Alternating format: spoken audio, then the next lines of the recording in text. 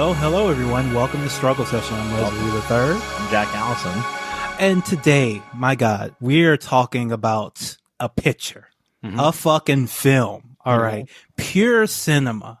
Something that, I found very, very invigorating before I got home and realized that we were, creeping towards World War III. Sure. But the almost 2.5 hours I was sitting in the theater, I was enraptured, I was entranced, I was transported to a different, better world, perhaps a different, better time. This is a pre-Trump This is a film. 2012 nostalgia movie. It's a 2012 nostalgia film. And of course, I'm talking about Uncut Gems, by the Safdie brothers, starring Adam Sandler. And I had to get one of our, favorite guests, one of my favorite dudes in the whole world on, Matt Christman from Chapo Trap House. Thank you so much for coming on, man. Thank you for having me.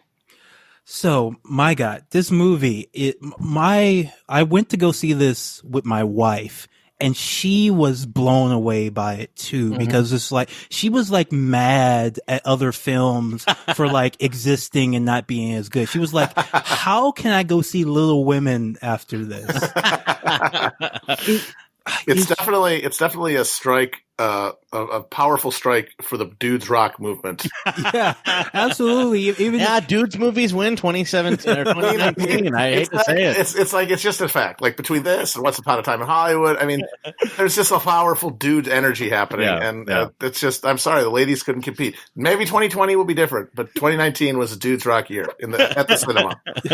And capping off that year, was Uncut Gems, which I really think Uncut Gems is. I kind of agree with you, Leslie, that like you watch this movie and you're like, this is like what movies should be like. It kind of just shows like how a really just a tense story kind of like played out with characters that have like desires and are going through things like is what works best. Yeah, like you got complex characters with flaws who do things that don't really make sense logically, but make sense for the character and their desires and what they think they want versus what they actually need. It's just, this great character study, but also of several like very strange and weird, kooky kind of characters, and just the vibe of what I felt like. That's the one word I want to I took from this film. It's like it captures the vibe of New York, I feel, captures the vibe of, these characters and this culture that I have no connection to, but I feel like I know them now. I feel like if I go to the Diamond District, I will walk around and see these dudes. And it's actually literal in the Safdie brothers case because they cast people who aren't actors a lot to like play characters very similar to themselves. They did something similar with Good Time. They had, people who were actors.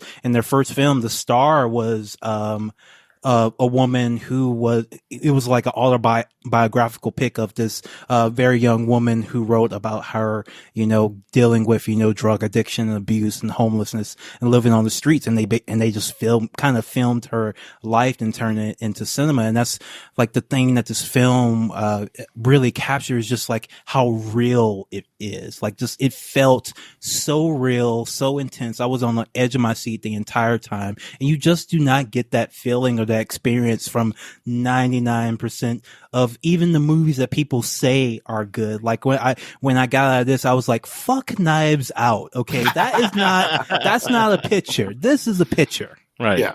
I think what really sets it apart is, every scene establishes stakes and then they are raised. Yes. And that's makes someone do something, which raises the stakes. And it's a continued, there's no like, a lot of these movies have sort of an accordion structure where these moments of where the kind of, you take the gas off and you just let things breathe, which in certain cases is good. But when you get a movie that doesn't bother with that just escalates nonstop, it's an effect that's really unlike anything else in movies. Yeah, this movie, and I say this with all the love in my heart, has a crank-like effect. It has a crank-like effect on the viewer. Yes. This is like the art house Crank. It's actually a very good comparison. A24 Crank, yeah. Absolutely, because like that, honestly, I remember, especially Crank 2, I remember watching that movie and being like, this should be every movie.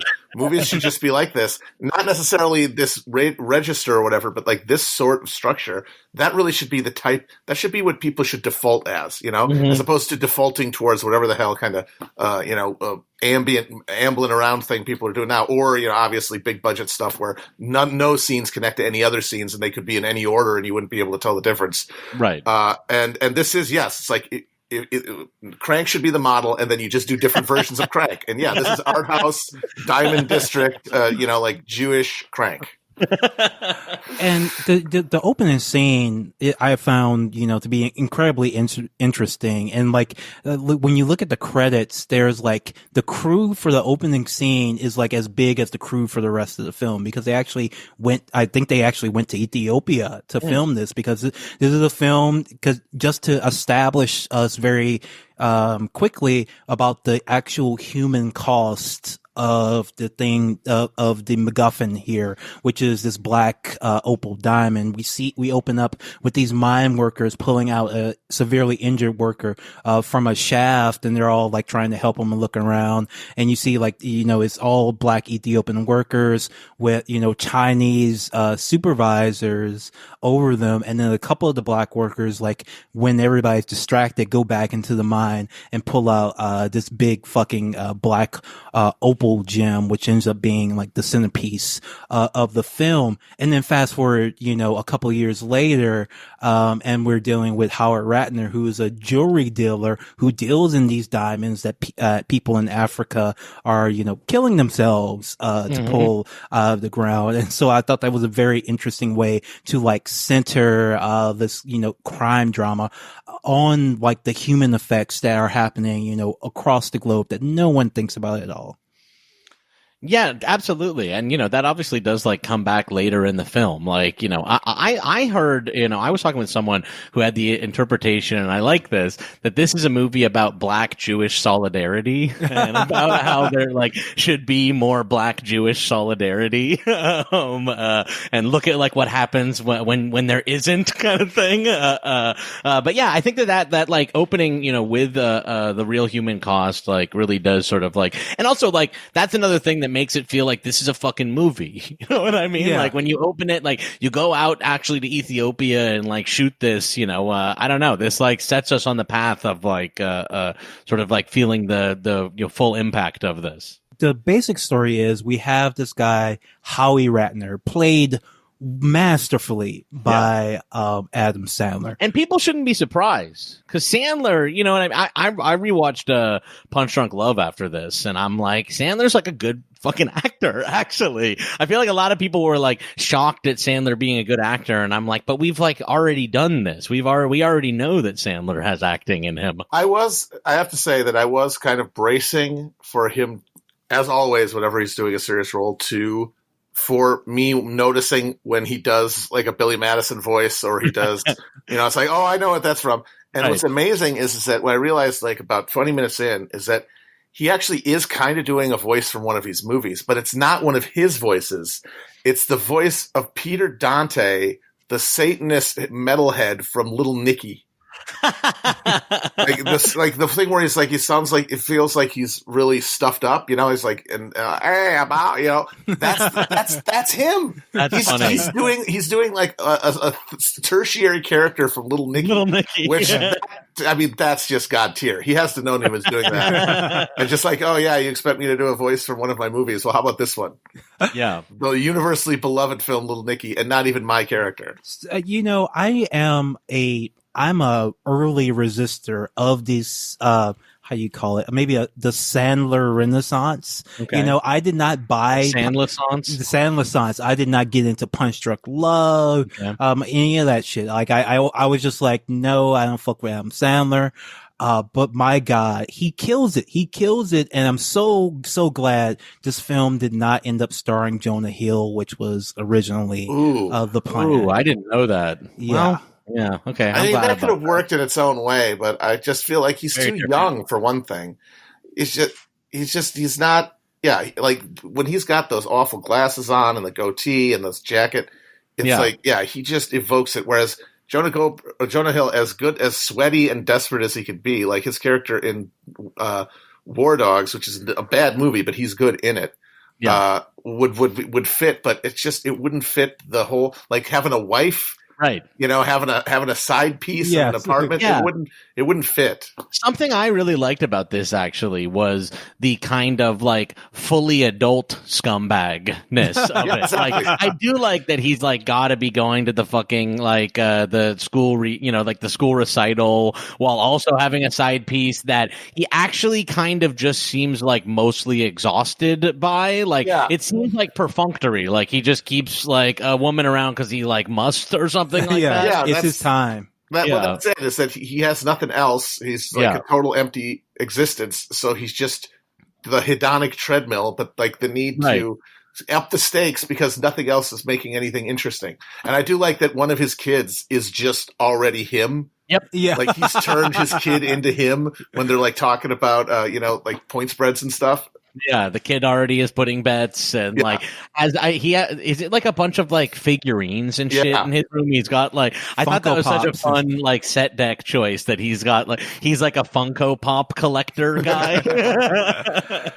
I wanted to say though that while a lot of people were surprised at how good Adam Sandler was, who I was surprised at being extremely good in this was Kevin Garnett. Yeah, actually, Kevin Garnett is fucking great in this movie. Yeah, so my wife, after we got out of this film, said, I think that tall actor could be nominated for something. I was like, honey, that's actually Kevin Garnett, a basketball player playing himself. Oh, his last name was Garnett too. Yeah. But everybody, like, there's so many good little roles, but to let the listeners know, like, the basic plot of this film, are spoilers important for this movie? I feel like almost not. I feel like moment to moment is so intense that I don't, even if I knew the ending, like I know the ending now. And when I go back, I'm going to watch it and still be enraptured by it and expect it to end a different way. Like every time I watch this film, I'm going to think something different. So I don't know, but by God, go see it. Just go see it. See the movie first, I guess. Yeah. No, you should be seeing the movie. What are you doing? Yeah. What else is out there to watch that's going to be better than this? Come on. You going to go see Rise of Skywalker again? Although I will parenthetically say that I did enjoy Rise of Skywalker while watching it because I enjoyed how horribly alienating it was and how it killed Star Wars once and for all, which thank you. Look, I do feel kind of the same way. Like, I actually am less like fired up about this one just because it's like everybody knows how bad it is. It's like not even interesting to talk about, kind of. It's like so obvious and clownish. I watched a cam before I went to the theater, and I'm glad I did just because like there were a lot of times when I like would have been laughing like way too loud for going to an early screening of this movie. So I'm glad I desensitized myself ahead of time. Yeah. So Howie Ratner, he's, divorcing from his wife. He has a girlfriend played wonderfully by Julia Fox, who I believe hasn't done a ton of acting, but she's fantastic in this. She does a lot of art and books and photography and stuff.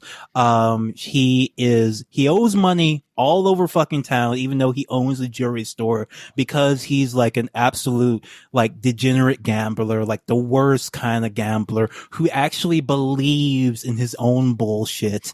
He actually thinks he knows like the tip off. Like he bets twice in this movie $100,000 or more on the fucking on a parlay starting with the tip off. I know. I'm like, this is just a sick fuck. Actually, my biggest laugh of the movie was in the second one where he's in the jewelry store watching the game and the tip off happens and he gets excited and then he goes, "Man, I would have been really screwed if that would have been fucked with that." Now it occurs to you that putting all of this $100,000 on a parlay involving the tip off was a little arbitrary. And he just owes people money constantly. He owes somebody who we find out is his brother-in-law, Eric Bogosian, and like Arno, who is sending like thugs to like beat him up at the by the way, store. I like the two different sort of classes of thugs. Like we first meet like the Arno thugs, which are kind of serious guys, but then there's the other guy that's like shaking him down, who's just like bringing around his like friend with him, like the bald guy who he like gives a watch to. He's like, "Oh, you're bringing your muscle around." There's like two different like classes of muscle trying to get at this guy. Yeah, like he owes money to those guys, but he doesn't take them seriously because, you know, they can't they're not really going to do anything. He doesn't really even take the threats from like the serious, fucking Because it's his thugs. like relative or whatever. Yeah. He thinks he's always thinks he can get away with it. He's like, as like, the inciting incident is he gets that black opal, you know, into his store, and while Kevin Garnett is coming in, and he's supposed to be one of the jewelers who like deals jewelry to like black guys, like hip hop artists and basketball players. So he makes like fancy jewelry. He has like a Furby, like chain, which is great. It's like, so good. It's like his signature thing that got him started off. And Lakeith Stanfield, who plays a character named Damani, who is like the guy, the go-between for Howie. He brings all the famous black athletes and singers to the store, you know, for Howie to hook him up with like some cool jewelry. And Howie, he's like trying to find something to show Kevin Garnett, who's in the store, and he's like, I just got this black opal, you know, from Ethiopian Jews from Ethiopia. And when Kevin Garnett sees it, he's like fucking like entranced by it.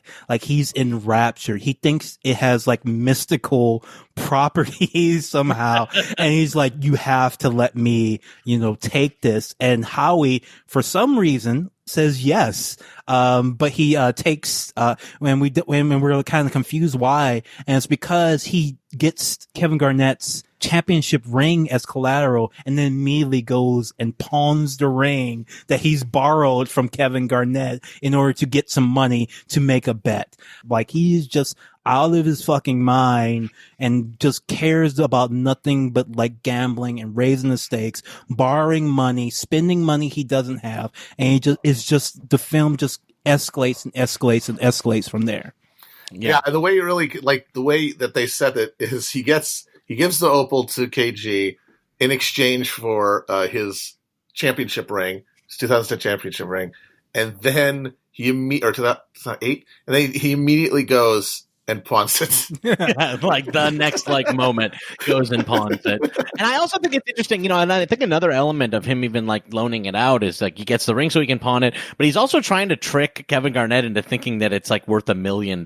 He is in this first scene telling him like this is going to auction for $1 million, and Kevin Garnett believes him at this point. Yeah, and like the thing is, like the black opal isn't even his because he is supposed to be auctioning it off. He's supposed to take it to the auction house that day for it to get it appraised, so he can put it on auction. And he thinks he's gonna get like 300,000 for something or another, but he's telling everybody, oh, it's worth $1 million. Just this guy just cannot control himself. But over the course of the film, you kind of start to like empathize with him, and like you start to root for him, even though like every decision he makes is a bad decision. You like want it to work out for him because he doesn't have anything else. He doesn't have anything else but this need to gamble and to win and to play, and like you just want to see him play. Yeah, I mean, I think the movie actually does a really good job of like letting us see him win while then still amping up the stakes. I also actually think it was a very sort of interesting decision to base a movie around real basketball games and kind of like go back and reverse engineer a bet around them. It's like pretty fun. Yeah, and you even know what you know if you're a basketball fan, you know the result ahead of time. Yeah, like they went back and like engineered a game that, you know, his bet would hit with. But then, yes, in the movie, he hits with his first bet, and then he finds out that the bet was stopped by Arno and his guys who just took the money. Which also, by the way, well, I mean, I guess it's not good because it's like against the opal and all this kind of stuff, but it's like he should be giving the money to Arno. Like they are trying to help him. Like they're trying to stop him from fucking himself and get the money back. Look, I think, you know, ultimately, my least favorite character and the one who I think got what he deserved was fucking Arno. Because that's family. I stand with Arno. Oh, come on. Come on, Arno. Well, don't text a picture with all that money and then go fucking go put it on a parlay. Look, it would have paid off. He would have gotten all his money back. And plus, that's family. Like, they got the money. He has the money to spend. Those thugs don't come cheap. You can't hire two thugs for like a little bit of money. And like the patriarch of the family, like gives Howie like 190 grand just like because he asked. Like, what the like, this is a balling of like super duper rich family. And the thing you kind of realize that like Howie doesn't have to do any of this. Like, he could just like run his jewelry store and basically be fine, but he's sick and he needs to like risk it all over and over and over again in order to like feel alive. Which I think is actually, you know, evidence like in the film when he gets the rock. And then I think that people noticed that they actually like digitally, you know, they digitally made his eyes shrink as he says, "I'm going to come," while he's looking at, which like, I think that is kind of like a summation of this guy early in the movie. It's like, this is what it is for him. We see him like, it's what it is with him, even with the side piece, with the girlfriend. It's like about watching her want him for him. He like hides in the closet and watches her take the pictures and shit like that, because it's, you know, it's about, you know, what he has. It's about like his possessions maybe more than it is what makes him come is having things. Yes. Yeah. Acquisition. Yes. Mm-hmm. But also like risking it too, because, you know, his girlfriend Julia, like, she's like a hip, like, young, like, woman who like goes out and is living her life, like having fun, meeting celebrities. Like, for him to be in this, you know, pseudo relationship with like a woman half his age who like does not live the lifestyle that he lives or can live. Like, he tries to talk to his son about, oh yeah, I'm gonna be out all night, I'm gonna go to a big party, but like, he's just like some old guy and like at a club with a bunch of like young black dudes listening to The Weeknd, while like, and like shortly after, like The Weeknd and Julie like hook up. Like, I you know, I never expected I would watch a movie where like Adam Sandler is like trying to fight The Weeknd and I'm rooting for Adam Sandler, but this film did make me do that. Like, I don't even know if I can listen to The Weeknd in real life just because I felt so sorry for Howie for that. I do want to commend the Safdies on excellent deployment of celebrities as themselves in this movie. It's a very fine tightrope to walk, and it can be very annoying and very, you know, this is the end or whatever, or what is it? This is the end is the one with the celebrities. Yes. At World's End is the fucking other one. But yeah, very good job with celebrities as themselves in this movie. Yeah, KG definitely dethroning Shaq as the best actor among NBA players. Yeah, people were joking that now Kobe is going to try to fucking do like an art film. Kobe needs an A24 now. KG doesn't want to give the Black Opal back, but he's able to get them back in the store, to give him back the Black Opal so he can put it up for auction. And they have this really interesting conversation where Kevin Garnett is just like, wait a minute, so you bought this opal from like poor ass Ethiopian Jews. You're pretending like you have some connection with them, but actually you're just like exploiting them. You bought it for, you know, pocket change relatively, and you hope to get $1 million for it. And it's like, and KG is just like, that's kind of fucked up. Like, you're not like on their side. You're not helping them. You're like just screwing them over. And then we get the big, you know, speech from Howie's like, you know how you go out there and you play the game and, you know, people doubt you, but you like love crushing it and love like scoring, like, you know, not just winning by 2 points, you like winning by 30 points. And he says, you know, this is how I win, by like playing capitalism, by like exploiting labor, exploiting international law, exploiting people. This is how I win. It's a great scene. It really is a great scene. It's like, it's kind of like, I feel like this is a scene that, you know, it like reminds me of like some of the best Daniel Plainview scenes. It has the like, I don't like most people energy to it. Yeah. And then it's followed up by the best pure moment where he talks himself even though he has the money to pay off Arno and get out of Yes. completely, and Arno's literally in the other room waiting for the money, and he just talks himself into doing it again because KG's right there, and they're vibing. They're vibing. They're on the same wavelength, and he knows he can do it, which means he knows KG can do it. But again, that's like, this is how you come. This is how he comes. You know, it's like, it's not going to make him like feel good to go hand the money over to Arno, literally like 2 feet away. Yes. Because he's always going to remember the $500,000 or whatever he could have gotten. Yeah. With a bet that he knew he would have won. And you know what? Imagine if he had given Arno the money, how he would have felt. He would have felt stupid after that game. He would have been haunted. He would have been broken. Yeah. It's almost, honestly, if we're going to do a spoiler, how it ends, it's kind of perfect because it does end, his last moment is one of triumph. Yeah. And like, there's really no other way you can see his life going that would have given him a chance to go out on top like that. It's also a nice mirror of what happens earlier in the movie, where we get to see him win, and then it's undercut. And we already experienced that earlier in the movie, and we're like, whoa, holy fuck, like the movie actually like let him win, and we know that the money didn't get stopped. Like we know he won the bet, and then he's shot in the head. Because it turns out that like the rules that he thinks are governing everyone don't actually apply. Yeah.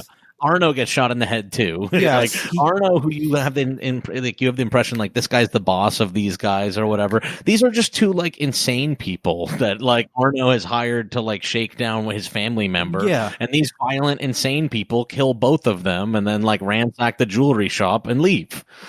Well, I don't actually think they leave because the cops are on the way because Howie's wife calls, and like there's the thing where no one can open the fucking door, and like I don't think those two guys could have figured it out, so they ended up like getting nothing out of it. So it's all for nothing, except for I guess his girlfriend got all the money, which is fun. Yeah, and KG. He did win a second NBA title in this universe. Yeah. Like that when he, like Matt, you said that when he like is able to hype KG, like this elite basketball player, and like infect him with his own sickness. Like he's able to transfer the mind virus to KG.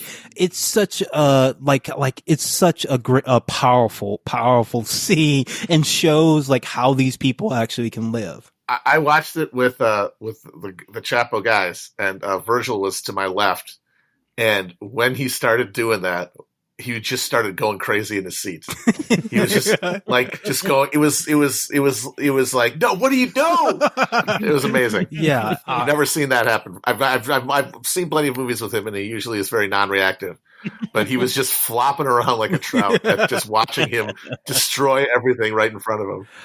Yeah, it's a wonderful film, and it does have the ending that like more like used to happen all the time in the 70s, but doesn't really happen now, where the main character just gets killed just for no particular reason. Even though it is kind of foreshadowed, because every time he meets the thugs end up going further than Arno really wants them to, with the violence and being up people, and it is foreshadowed that like they're out of control, and like by the end, like even though Howie has won all this money, and Arnold's like actually like happy and like kind of looking at Howie. There's a great shot of him in the cube just smiling like, holy shit, he did it. Yeah. Like he by the end, he's like in awe of Howie, but the two thugs are like, this guy has been fucking pushing us around and slapping us around for 3 days. They have a different values. Mm-hmm. They don't give a shit about whatever the hell winning thing. They care about respect. They care about their currency is like their treatment and how they view themselves like in this underworld. And for this fucking this diamond pusher to just do something like that, to disrespect them like that, that's just a violation that cannot be allowed. Well, it is this thing. It's like, we in just the scene previous, basically, we see him talk to Kevin Garnett. Kevin Garnett wins on the with basketball. He's like, I win with getting people to pay me higher prices. The way these guys win is by shooting people in the head who fuck with them. Exactly. Yeah. It's like I guess I didn't see it coming because I didn't think they'd go that like the way that quickly. It's just like abruptly, and I thought that was great. But there is a shot where the guy who kills Howie is looking at him. through the glass Mhm. while he's watching the game. And in that moment, it's like, yes, he is making the decision that as soon as he's out of there, he's going to kill him. He has no other choice. He can't walk away after that. No. He can't be on the street knowing that happened to him. Right. Yeah, and the Phil is his name. That guy, he's not an actor. He was just That's amazing. Right. Everybody in this movie who you expect is either like a decades long character actor or some local legend are literally just people that they meet on the street. The Safdies, these two weird brothers, were like, "Do you want to be in the movie?" And like all these guys just randomly ended up. That Mickey Rourke looking guy. From the casino, the rich guy, yeah, the rich dude. Apparently, that's an actual like garment district rich guy. Just the guy that they saw and were like, and that's his real look. They didn't dress him up to make him like spray tanned or anything. He just looks like that. The guy that she's with, in the scene where like she's watching the game, like in the little lounge at the casino, and that guy is sitting next to her. That's just the guy that one of the Safdies like met at the casino the night before. Yep. He like posted on Twitter like their texts where like he's like movie and the guy's like thumbs up. and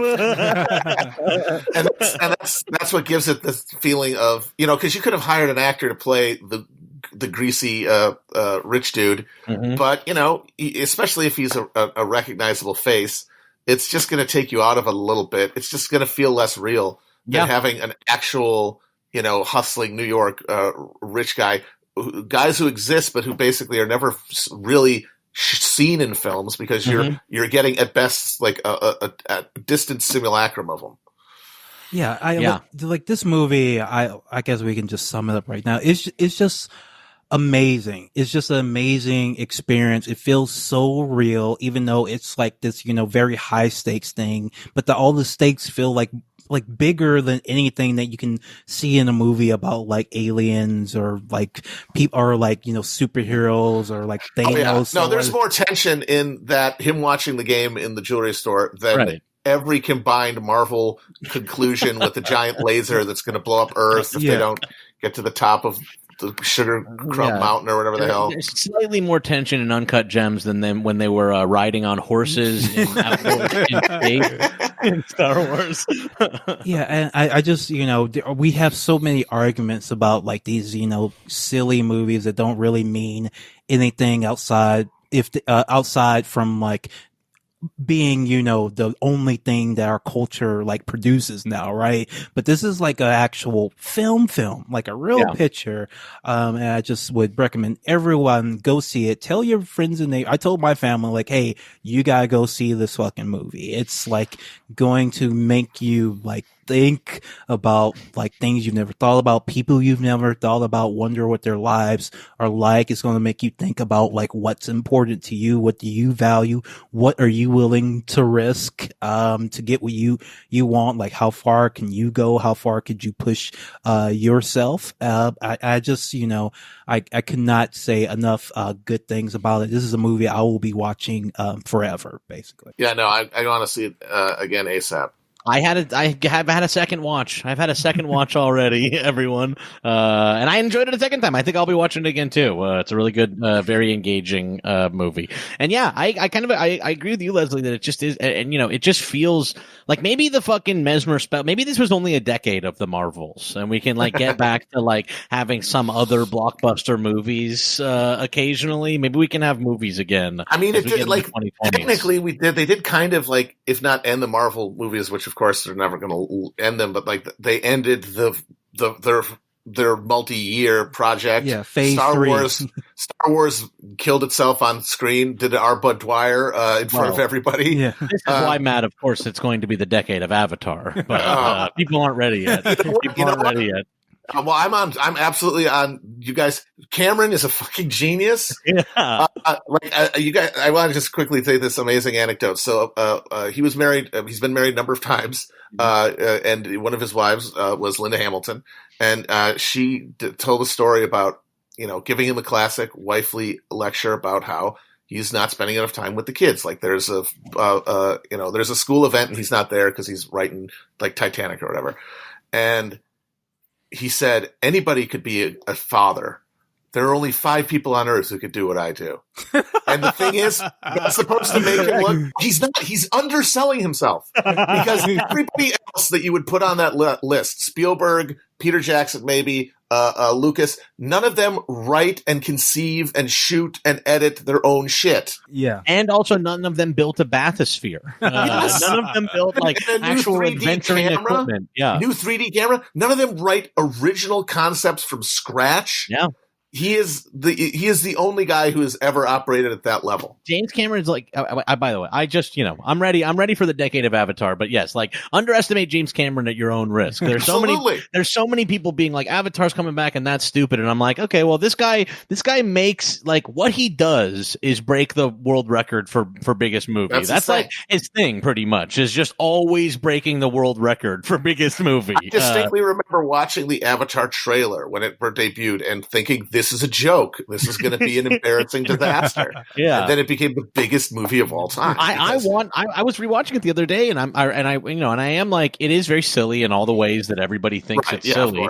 But also, it's a movie in a way that all the Marvel movies are not. You know what I mean? Unobtainium is like a silly name for something, but it's also like kind of like a big, it's just like it's meant to be broad. You know what I mean? Like he's trying to make the broadest, biggest sci-fi movie, but he's also hitting all the beats that you actually are supposed to hit in movies and not making a TV show. And he actually is able to convey fucking like pathos, like when they burn the home tree. Mm-hmm. That is actually like they burn a tree down, and it actually works as a. Whereas how many people can die in a Marvel movie without it even like half of the people anything? in the galaxy died in Marvel, and it never felt like it mattered to anyone. Well, especially since because when it happens, it's not going to last anyway. Right? Because they already have another Spider-Man announcement. Exactly. Look, I think there's a way I can bring all these disparate threads together.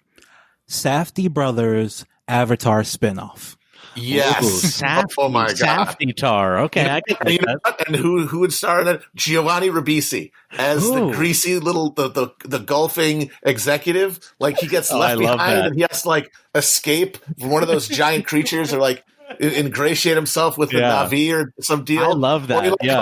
He comes back to Hell Earth when he's got unobtainium that he's got to like unload in like in the decaying, like a just Blade Runner hell world that Earth is. Just an actual Uncut Gems with a big unobtainium.